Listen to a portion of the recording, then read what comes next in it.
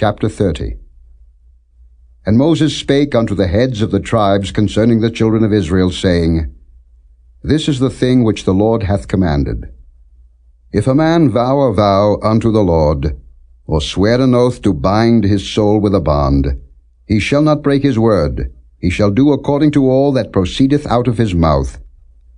If a woman also vow a vow unto the Lord, and bind herself by a bond, being in her father's house in her youth, and her father hear her vow, and her bond wherewith she hath bound her soul, and her father shall hold his peace at her, then all her vows shall stand, and every bond wherewith she hath bound her soul shall stand.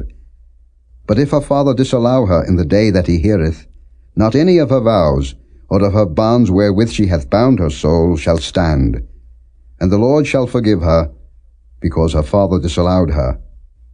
And if she had at all an husband when she vowed, or uttered aught out of her lips wherewith she bound her soul, and her husband heard it, and held his peace at her in the day that he heard it, then her vows shall stand, and her bonds wherewith she bound her soul shall stand.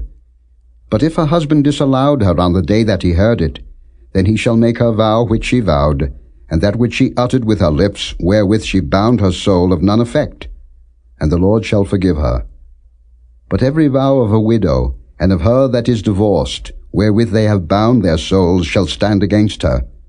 And if she vowed in her husband's house, or bound her soul by a bond with an oath, and her husband heard it, and held his peace at her, and disallowed her not, then all her vows shall stand, and every bond wherewith she bound her soul shall stand.